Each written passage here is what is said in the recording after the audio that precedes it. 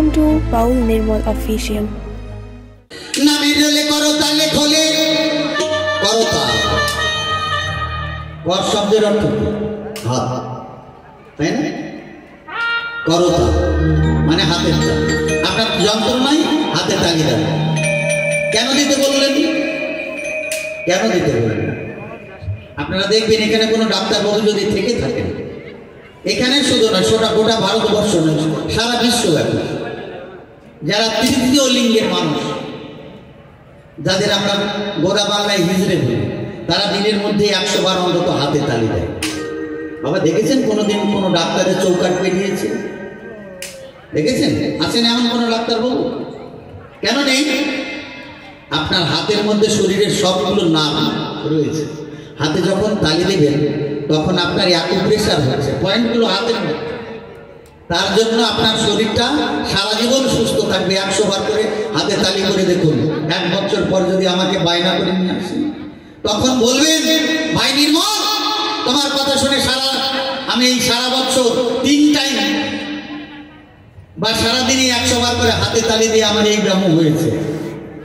দাদা, সারা জীবনে যা রোজগার করেছি আপনাদের দিয়ে দেব। গুরু কথার বাউল গানের মঞ্চে বলবো, গুরুকর্ম এমন জিনিস। তাহলে কিছু নেই, হাতে তালি দিয়ে কৃষ্ণ নাম করি। নামিরলে করতা লেখলে দোলিয়াত মারা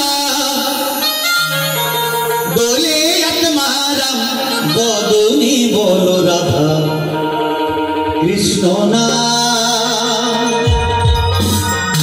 সবাই মায়েদের বলবো, বাবাদের বলবো, হাতে তালি দেবেন। আপনার কিছুক্ষণের জন্য ব্যায়াম হবে, উপকৃত হবে। বাউলরা জীবন দর্শন থেকে আত্ম উপলব্ধি করে গান বেঁধেছেন মহাজন। আমরা সেই গানগুলো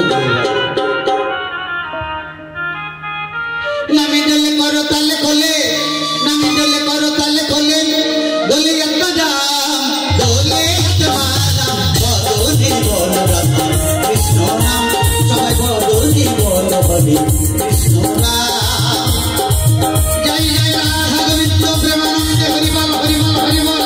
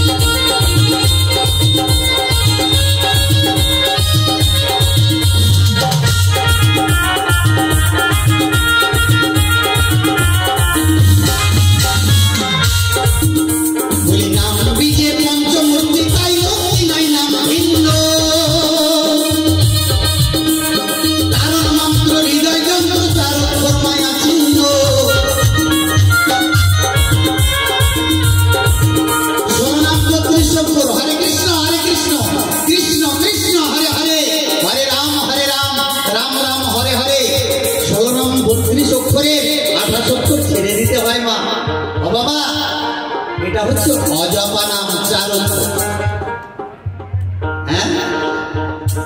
চারক করে অজপা নাম। এই নাম না করলে পরে এই 16 নাম 32 অক্ষরের নাই নাম দাম। তাই এই নাম নয়, আরো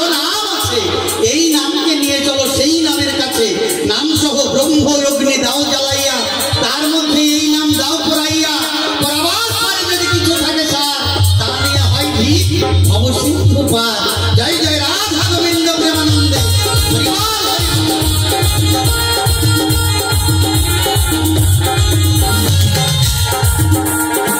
নাম দিতে পঞ্চমূর্তি তাই মুক্তি নাই নাম ভিন্ন।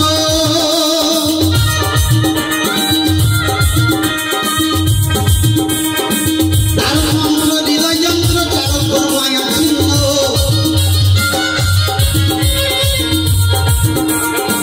সুরধনী গঙ্গা তীরে গৌর হরি নিজে তীরে।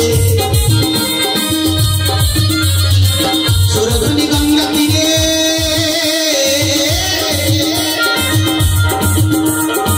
গৌর হরি নিজে তীরে।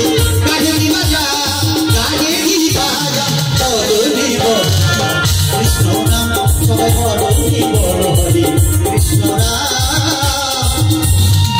জয় জয় ভক্তবৃন্দ প্রেমানন্দে হরিবল হরিবল হরিবল।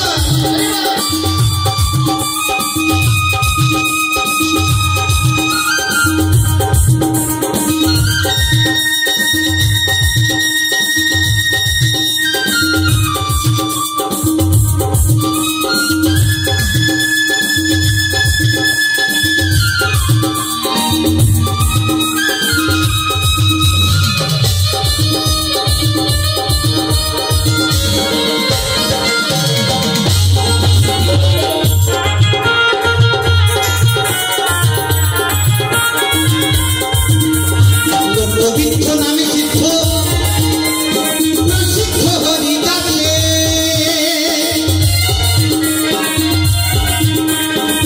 দেখাইলে ভাসাইছিলে গোসাই তরণী অবিশ্বাসে।